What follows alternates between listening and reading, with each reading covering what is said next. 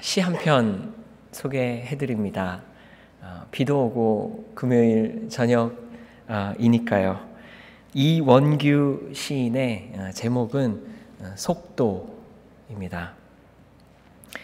토끼와 거북이의 경주는 인간들의 동화책에서만 나온다. 만일 그들이, 토끼와 거북이가 바다에서 경주한다면, 미안하지만 이마저도 인간의 생각일 뿐 그들은 서로 마주친 적도 없다.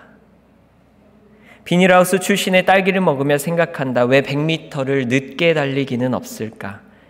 만약 느티나무가 출전한다면 출발선에 슬슬 뿌리를 내리고 서 있다가 한 500년 뒤에 저의 푸른 그림자로 아예 꼬린 지점을 지워버릴 것이다. 마침내 비닐하우스 속에 온 지구를 구겨넣고 계시는, 스스로 속성 재배되는지도 모르시는 인간은 그리하여 살아도 100년을 넘지 못한다.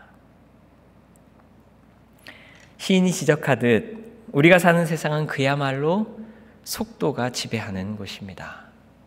참 많은 기술력을 더 빠르고 더 신속한 일처리에 집중하고 직접 비교의 대상이 될 수도 없는 거북이와 토끼, 느티나무에다가 딸기까지 한 줄로 세우고 달리기 경쟁을 시키는 형국이 우리 사는 세상이 아닌가 싶습니다.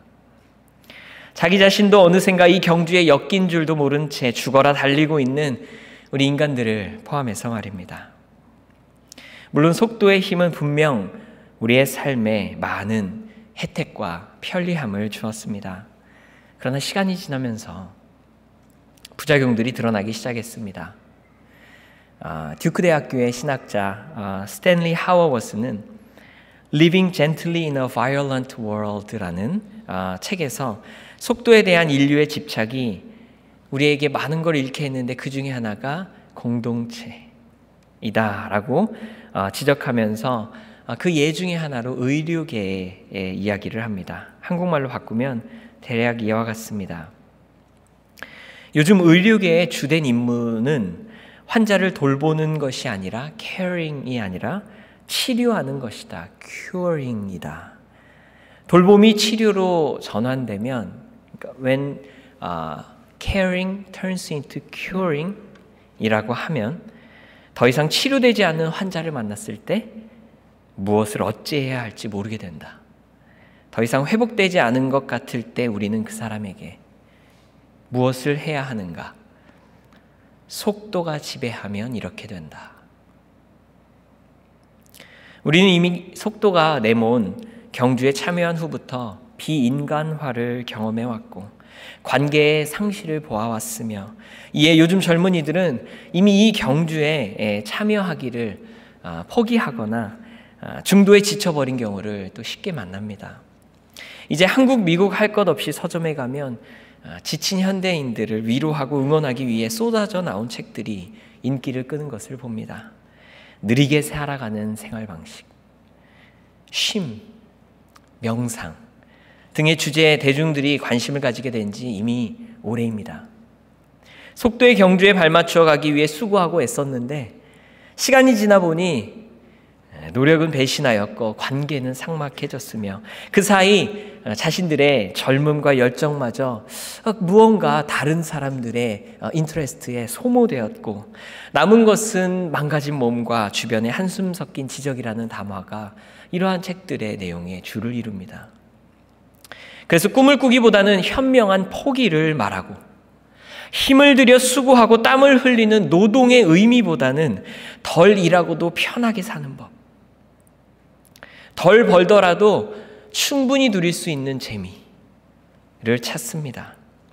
속도와 효율이 지배하는 세상을 만들다가 스스로 지쳐버리고 소외돼버린 우리들은 그 우리들이 내놓은 짠한 대안들입니다. 이렇게 빨리빨리를 외치다가 지치고 힘들고 위로가 필요한 현대인들은 교회에 나와서 감사하게도 쉼과 자유, 치유와 회복을 얻습니다. 수고하고 무거운 짐진 자들을 품어주시는 주님의 말씀 안에서 쉴만한 물가와 푸른 초장으로 안내해 주시는 그렇게 풍성한 양식을 베풀어 주시는 하나님을 만나며 감사하게 위로와 힘을 얻습니다. 그런데요, 성경은 지쳤으니 쉬고 힘이 드니 즐기라는 말씀만 하지는 않습니다. 사실은 이게 궁극적인 해결책이 아님을 알기 때문입니다. 뒤에서 더 자세히 보겠지만 속도가 지배하여 소외시킨 인간성과 상실된 관계들은 느리게 걷는다고 혹은 멈춘다고 해결되지 않습니다. 성경은 오히려 우리에게 잠시 쉼과 치유와 회복을 얻은 후에 다시 달리라고 말씀합니다. 날마다 자기 십자가를 지고 주님을 따르라고 합니다. 전신갑주를 온몸에 입고 믿음의 선한 싸움을 싸우라고 합니다. 끝이 보이지 않는 삶의 험한 여정의 끝까지 이르러 주님의 증인된 삶을 이어가라고 하십니다. 세상의 해답들과는 다릅니다. 다른 정도가 아니라 정반대여서 놀랍고 당혹스럽기까지 할 때가 있습니다. 지금 내가 얼마나 지쳤는지를 모르고 하시는 말씀인가? 지금 나는 지쳤다고, 벽을 만났다고, 그래서 포기하고 싶고 주저앉고 싶고 교회에 와서도 듣기 좋은 말씀, 위로되는 말씀만 듣고 싶다는 현대인들의 마음의 소리를 못 들으셨나 싶은 말씀들이 성경에 여기저기에서 나오고 있습니다. 그리고 오늘 본문에 또다시 표대를 향하여 전심으로 달려가라는 말씀을 만납니다. 12월의 첫 번째 날, 연말을 향해 가면서 우리가 진 짐이 무거움을 누구보다 잘 아시는 우리 주님께서 하시는 말씀, 오늘 우리가 귀 기울여 들어보고자 합니다. 오늘 본문은 바울의 간증으로 시작합니다. 과거의 모습과 현재의 삶을 대조하며 그가 가진 가치관의 극적인 변화를 보여줍니다. 그런데 일반적인 간증과는 좀 다릅니다. 여러분 간증 많이 들어보셔서 아시죠? 간증은 이렇게 스토리텔링의 구조가 늘 있어요. 제가 예전에 잘못 살았거든요. 그런데 지금 많이 변했어요. 하나님 은혜입니다. 이게 간증의 일반적인 모양이에요. 그래서 이전에 이렇게 좀 극적인 요소를 좀 넣어야 되니까 이전에 좀 괜찮게 살았던 거는 좀 빼고 안 좋았던 거 위주로 먼저 이렇게 이야기한 다음에 또 나중에 이렇게 변화된 모습을 보여줄 때는 또 지금도 여전히 스트러글 하고 있지만 그것들은 조금 이렇게 밀어두고 지금 잘하고 있는 모습 위주로, 그래야 또 간증에 또 맛이 살아나지요. 오늘 바울의 간증은 좀 달라요. 자랑으로 시작합니다. 자신의 과거가 대단했다는 거예요. 자신은 그 어떤 사람들과 토끼든 거북이든 비닐하우스든 딸기든 다 세워놓고 어떤 경주를 시켜도 이길 수 있는 자신감이 있었음을 과시하며 그의 간증을 시작합니다. 5절에 보면 생후 8일 만에 할례를 받은 참된 유대인이자 타고난 유대인임을 말하며 자신의 태생부터 순결하고 완전함을 드러냅니다. 이스라엘 최초의 합법적인 왕인 사울을 탄생시킨 베냐민 지파의 본인도 소속되어 있었고, 심지어 그 왕의 이름을 똑같이 가지고 있었던, 바울이 변하기 전에 그의 이름이 사울이었죠. 자신의 지파의 최고의 영웅, 첫 번째 왕의 이름까지 가지고 있었던 그였습니다. 로마 시민권을 가지고 헬라 문화에 살았지만 유대민족의 생활 방식을 준수하는 히브리인 중에 히브리인이었으며, 그래서 삶에서도 흠이 없었고 율법을 가장 철저히 지키는 바리새인이었습니다. 이어서 6절에 보듯이 누구보다 열심히 살았고 최선을 다했으며 선하고 의로운 자였다고 말합니다. 참고로 바울이 교회를 박해한 이유 우리가 생각해보면 자신의 입장에서 하나님을 사랑하고 교회의 순수성을 보존하고자, 자기 입장에서는 그렇게 하고자 했던 선한 동기였다고 또 그렇게 생각될 수도 있겠습니다. 다시 말해 바울은 집안 배경으로 비교하든 이뤄놓은 업적으로 경쟁하든 학벌이나 교육 수준으로 대결하든 누구와의 어떤 경주에도 뒤지지 않을 자신 있는 사람이었습니다. 그런 그가 예수님을 만납니다. 그리고 그동안 그토록 치열하게 살며 끊임없이 노력함으로 추구하던 가치들이 그분 앞에서 따뜻한 햇살 아래 눈이 그냥 녹아 사라지고 없어지듯 주님 앞에서 아무것도 아님을 알게 됩니다. 어떤 경주에서든 뒤처지지 않는다고 자부할 수 있게 해주었던 근거들이 그의 가문, 혈통, 능력, 이것들이 오히려 그가 8절에서 고백하는 가장 고상하고 최고의 가치이신 주님을 지금껏 만나지 못하게 한 장애물이었고 걸림돌이었음을 이제야 알게 된 것입니다. 게다가 그가 지금까지 달리던 경주는 종착점이 있는 다름질이 아니라 끊임없이 수고하고 노력해도 밑 빠진 독에 물 붓듯 제자리에 서 있고 여전히 목마른 쳇바퀴 위의 다름질이었음을 그는 깨닫게 됩니다. 속도에 대한 맹목적 추종으로 계속해서 달리지만 끊임없이 따라잡을 수 없는 이 땅에서의 삶을 자각하는, 그래서 상처난 마음과 지친 몸만 남은 현대인들과 흡사한 율법 아래에서의 쳇바퀴, 바로 사울, 그의 모습이었습니다. 저는 이를 허망한 질주라고 이름하고 싶습니다. 속도의 지배를 받아 더 빨리 뛰고 더 많이 노력하지만 목적지를 모른 채 제자리를 배회하고 율법 아래에서 고행과 수고로 삶을 채우지만 끝내 채울 수 없는 목마른 여정 말입니다. 그래서 7절에서 그렇게 유익인 줄로 알고 쉼없이 달렸던 그 모든 것들을 해로 여긴다고 표현하더니 8절에 가서는 나아가 배설물이었다고 그 허망한 질주에 대한 분노와 환멸을 드러냅니다.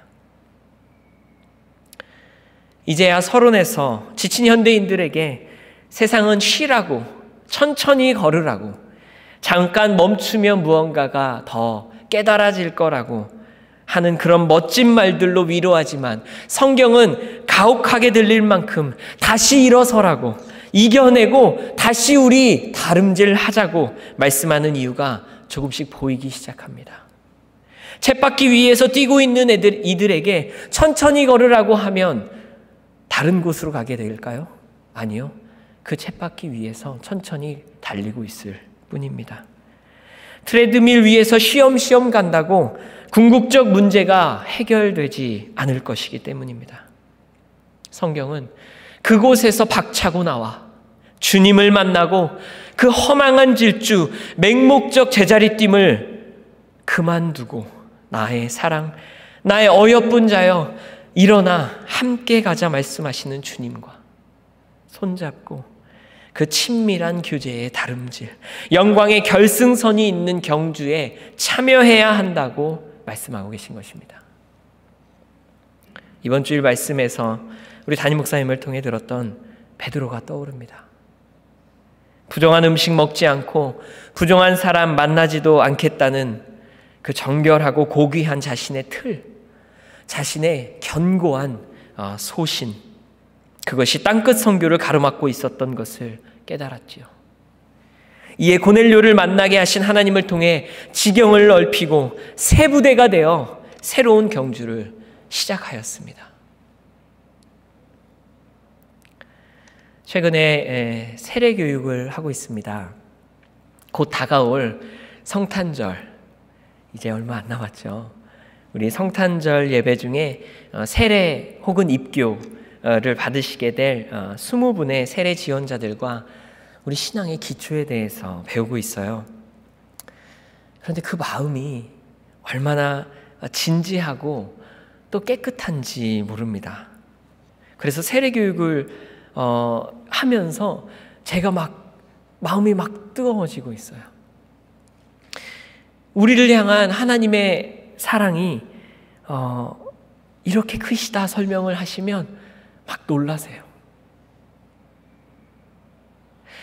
세례받는 자격이 있을까 싶어서 그동안 주저했다고 말씀하시기에 에베소서 2장 8, 9절 말씀을 전해드리면서 우리는 그 은혜를 인하여 믿음으로 말미암아 받는 것이어서 행위로 인한 것이 아니니 자랑할 수 없고 이거는 선물이에요 그랬더니 감격하세요.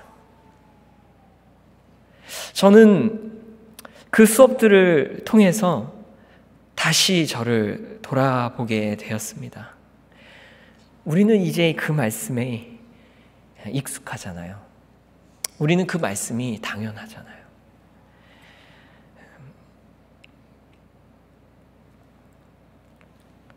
온 우주 만물보다 그 어떤 것보다 존귀하신 주님이 나를 위해 돌아가셨다는 사실이,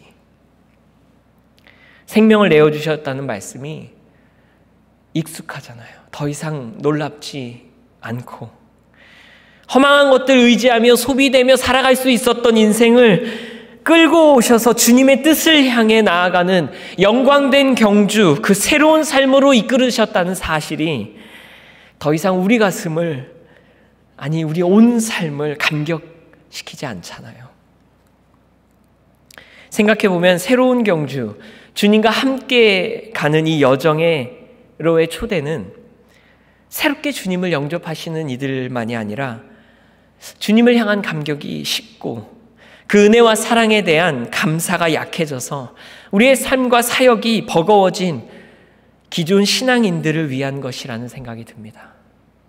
다시 한번 새로운 경주를 하자고, 이제 그 허망한 질주 그만두고 영광된 주님 앞에서의 놀라운 걸음 함께 가자고 하시는 그 말씀, 어쩌면 복음을 처음 받아들이는 이들뿐만 아니라 오래 믿어왔지만 내 마음속에 이제 익숙해져서 자연스러워져서 더 이상 나를 흔들지 못하고 바꾸지 못하는 우리에게 주시는 초대가 아닌가 생각하게 됩니다.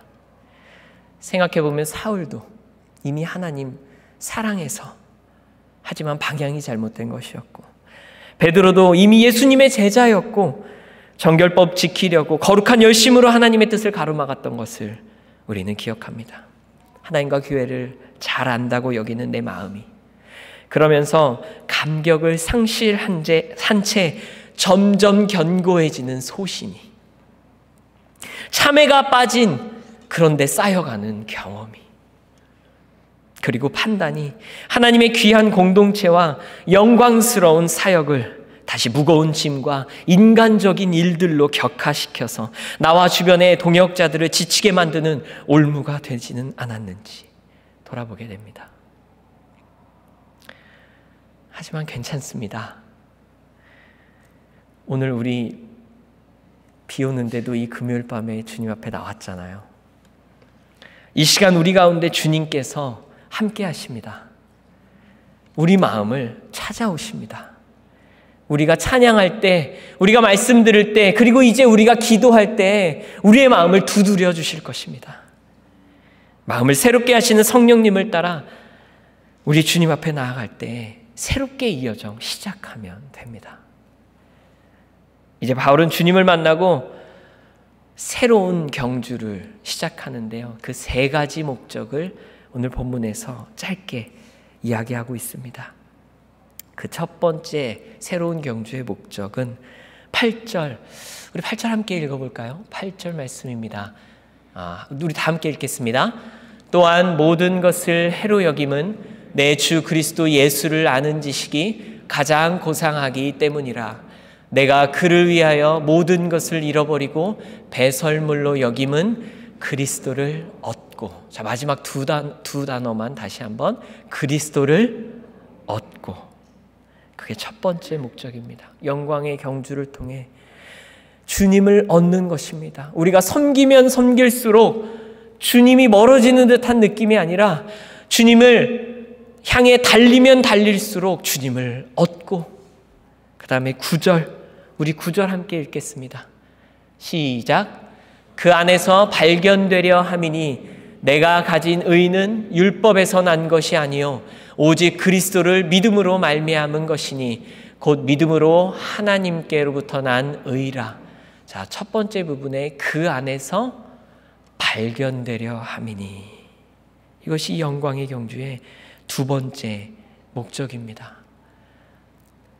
주님을 향해 나아갈수록 주님을 얻는 인생, 그리고 그 주님을 향하여 달려갈수록 그 사역 안에서, 그 삶 안에서, 그 안에서, 주님 안에서 나를 발견하는 것입니다. 주님을 닮아가는 나를 발견하고 주님의 부활에 참여하는 나를 발견하는 겁니다.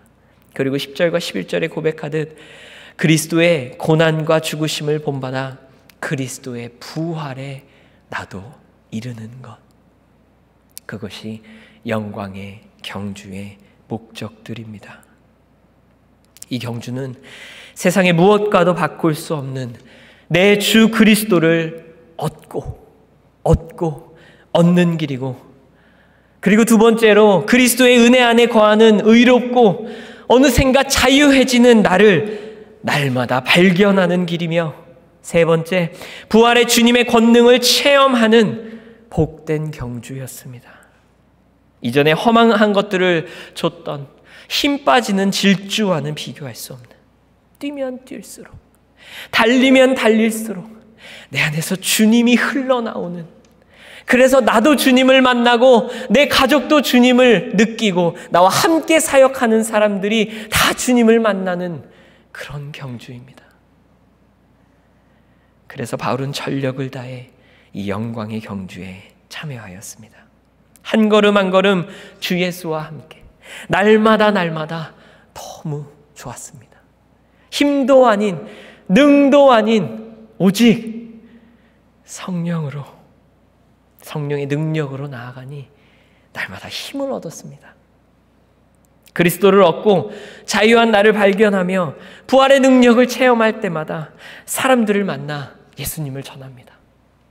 신기하게도 직장에서도 자신의 직업인 천막을 만드는 일도 더 기쁘게 할 수 있게 됩니다. 이전에는 그저 지치고 마지못해 하는 삶을 위해, 생계를 위해 하는 일로 여겨졌다면 이제는 영광의 경주를, 새로운 경주를 지속할 수 있게 해주는 소중한 직업이라는 생각으로 바뀝니다. 또 주님이 흘러나오는 그 삶을 세상으로 전할 수 있는 귀한 통로라는 생각의 전환이 일어납니다. 그렇게 날마다 힘껏 달리며 셀 수 없이 수많은 교회들을 세우고 주님의 복음을 전파하며 허망한 질주에 빠져 허덕이는 수많은 영혼들을 이 영광의 경주로 인도하였습니다. 물론 이 영광의 경주가 항상 가볍고 즐겁고 신나기만 한 것은 아니었던 것, 우리 모두 잘 아시죠? 생각해보면 바울은 교회를 세울 때마다 교회 안에서 어려움이 생기고 또 갈등이 생기고 신학적으로 때로는 이단들이 들어와 교인들을 다시 율법 아래, 그래서 노력하며 또 쳇바퀴 돌면서 자신을 스스로 채워가려는 그런 허망의 질주로 돌아가게 하기도 했고, 새로 찾아가는 마을들은 그에게 돌을 던지고 곤장을 치며 쫓아내기 일쑤였습니다. 그러나 그는 이러한 방해들, 영광의 경주의 방해들, 우리 13절 14절 한번, 13절 영광의 경주의 방해들 한번 읽어보겠습니다. 다 함께 읽겠습니다. 시작. 형제들아, 나는 아직 내가 잡은 줄로 여기지 아니하고 오직 한 일, 즉 뒤에 있는 것은 잊어버리고 앞에 있는 것을 잡으려고. 아멘. 계속해서 우리 안에 다 이루었다는 생각, 그것이 우리의 영광의 경주를 방해하고 막겠지요. 그리고 뒤에 있는 것들이 우리를 계속해서 넘어뜨리려 합니다. 그것들을 돌아볼 때마다. 그래서 그것들을 잊어버리고 앞에 계신 주님, 그분을 향해 이 영광의 경주를 지속했습니다. 내가 그동안 이룬 게 많다는 마음, 내가 지금까지 여기서 한 게 얼만데 라는 자고한 마음, 그리고 옆에서 방해하고 그거 잘 안 될 거야, 아니 그거 그렇게 한다고 될 줄 알아? 하는 재뿌리는 그런 소리들, 그것들이 우리의 영광의 경주를 방해하지만 그렇게 뒤에서 잡아당기는 자신을 향한 공격들도 자신의 경주를 막지 못했습니다. 14절 우리 다 함께 읽겠습니다. 시작. 표대를 향하여 그리스도 예수 안에서 하나님이 위에서 부르신 부름의 상을 위하여 달려가노라. 아멘. 그런 여러 방해들이 본인을 그 영광의 경주를 막을 수 없었던 이유는 이 영광의 경주를 마치고 주 앞에 서는 날 결승선에 서 계신 주님께서 나를 부르심의 상, 각자에게 부르심이 있는데 그 부르심을 합당하게 살았다는 삶, 몇 달란트를 주셨든 그 부르심의 상, 하나님께서 나에게 살기를 원하셨던 그 모습의 삶을 살아냈다 칭찬받는 상, 그것을 꿈꾸고 믿고 있었기 때문입니다. 그의 눈에는 결승선에서 두 팔을 벌리고 기다리고 계신 하나님이 똑똑히 보였습니다. 바울은 꿈꾸었던 겁니다. 이 영광의 경주가 끝나는 날, 이것은 쳇바퀴가 아니기 때문에 결승선이 있을 것이고 이 여정 자체를 디자인하시고 그리고 내가 끝까지 갈 수 있게 힘주셨던 그분께서 그곳에서 나를 맞아주시며 천사들로 하여금 본인의 이름이 울려 퍼지게 하시고 그 부르심의 상을 주실 날을 기대했던 것입니다. 선수촌에서 땀을 흘리며 훈련하는 선수들이 훈련 중에는 목표에만 몰두하다가 시상대에 서서 메달을 목에 걸고 국가가 울려 퍼질 때 비로소 국민도 울고 선수들도 울며 또 주마등처럼 스쳐 지나가는 과거를 돌아보듯 뒤에 있는 것은 잊어버리고 뛰었다가 결승선에 도착했을 때 그 뒤를 돌아볼 마음이었던 것입니다. 그 결승선에 도착한 후에 주님과 얼굴 마주하고 수고 많았지, 힘들었지, 수고 많았어, 고생했어, 고마워, 손잡아 주시고 안아주실 때 주님과 함께 지나온 그 길을 돌아볼 마음이었던 것입니다. 제가 지난 여름까지 11년간 살았던 보스턴이라는 도시 들어보셨죠? 네. 보스턴에는 봄마다 마라톤 경기가 열립니다. 우리 교회에도 마라톤 하시는 분들 꽤 계시는 걸로 압니다. 어떤 분은 최근에 또 마라톤 뛰면서 본인은 중보기도를 하신다고, 마라톤이 길어서 이번에 대회 나가시니 기도 제목 달라고 하셔서 한 3-4시간 뛰실 것 같아서 기도 제목 많이 드렸습니다.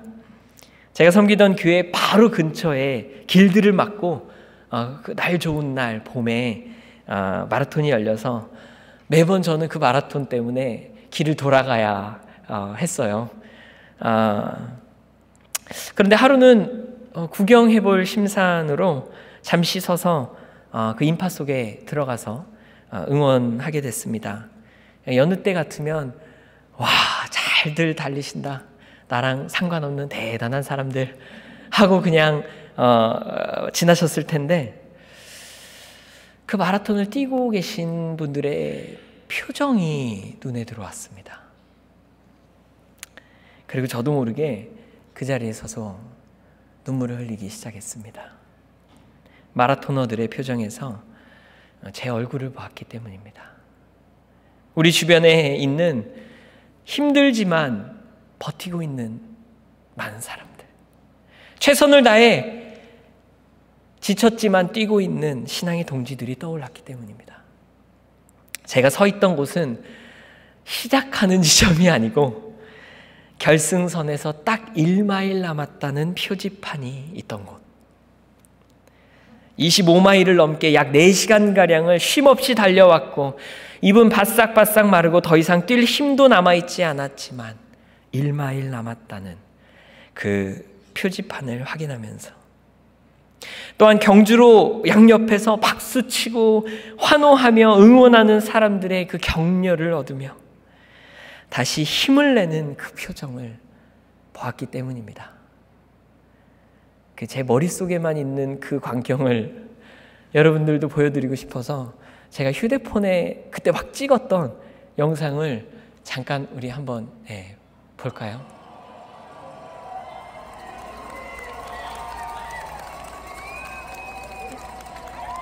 이게 캔모어라는 지역의 1마일 이제 남은 곳이고요. 저 뒤에 보면 끝도 없이 달려옵니다. 나 혼자 달리는 줄 알고 나 혼자 힘든 줄 알았는데 어떤 사람은 각자 뛰는 무게가 다릅니다. 네, 감사합니다.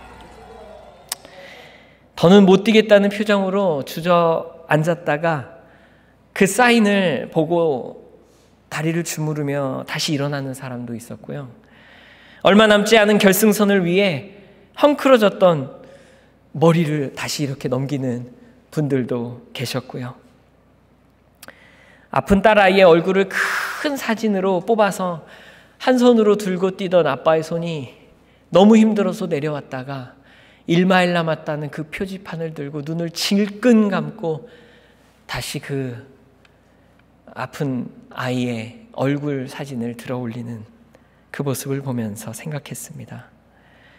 성경에서 주의 오심이 가까웠다고 했는데 어쩌면 우리 모두 1마일 표지판 앞을 지나는 것일지도 모르겠다. 그리고 다짐을 했습니다. 주를 따르는 이 영광의 경주가 끝나는 날, 하나님 앞에 섰을 때 부끄럽지 않게 날마다 끝까지 잘 달리자. 때로는 누군가 비열하게 우리를 괴롭히고 지나왔던 뒤를 돌아보며 또 우리가 포기할 마음 생기고 부정한 방법으로 또 우리를 넘어뜨려 할 때에도, 때로는 홀로 지쳐 그만두고 싶어질 때에도 영광의 경주를 뛰고 있다는 이 자긍심을 잃지 말고, 또 하늘에서 이 옆에서 막 응원했던 사람들처럼 하늘에서 우리를 응원하고 계신, 하늘나라 먼저 가 계신, 사랑하고 보고 싶은 그분들을 기억하며 앞에 계신 주님을 바라보며 끝까지 달리자. 왜냐하면 함께 달리는 이들이 있기 때문에, 우리를 위해 응원하고 중보하는 이들이 있기 때문에, 그리고 나의 사랑, 나의 어여쁜 자여 일어나 함께 가자 말씀하시는 우리 주님이 지금 함께 뛰고 계시기 때문에, 그리고 그분 앞에 서는 날 얼굴과 얼굴을 드디어 마주하게 될 때에 하나님께서 우리 어깨를 어루만지시며 잘하였다, 착하고 충성된 종아 말씀하실 그 부르심의 상을 믿기 때문에. 말씀을 마칩니다. 존귀하신 성도 여러분, 우리 모두 인생에서 각자의 전투를 치르며 하루하루 고군분투하며 살고 있지요. 그래도 감사한 것은 우리의 삶은 밑빠진 독에 물 붓고 있는 허망한 것들을 향해 결승선도 없이 질주하는 삶이 아니라는 사실입니다. 주와 함께 가는 영광의 경주, 새로운 경주 안에 있다는 사실 기억하시기를 바랍니다. 그 안에서 날마다 가장 고상한 가치이신 주님을 얻고, 우리가 지나갈 때마다, 우리가 섬길 때마다, 우리가 나아갈 때마다 그 주님이 드러나는, 그리고 시간이 지날 때마다 내 안에 무거운 짐들이 무거워지는 게 아니라 자유로워지는, 나를 발견하며 힘들고 지칠 때마다 부활하신 주님의 능력을 덧입는 삶 되시기를 바랍니다. 그 누구도 그 무엇도 우리의 이 경주를 주저하거나 포기하거나 실족하도록 허락하지 말고 우리를 부르시고 꼭 안아주실 주님을 고대하며 하늘나라 먼저 가서 내 경주 보고 응원하고 계신 사랑하는 분들을 생각하며 그 영광의 결승선 향해 우리 다시 일어나 달리십시다. 푯대를 놓치지 말고, 다 이루었다 자만하지도 말고, 뒤의 것은 잊어버리고 끝까지 꾸준히 나아갑시다. 우리 시간 함께 찬양하기 원합니다.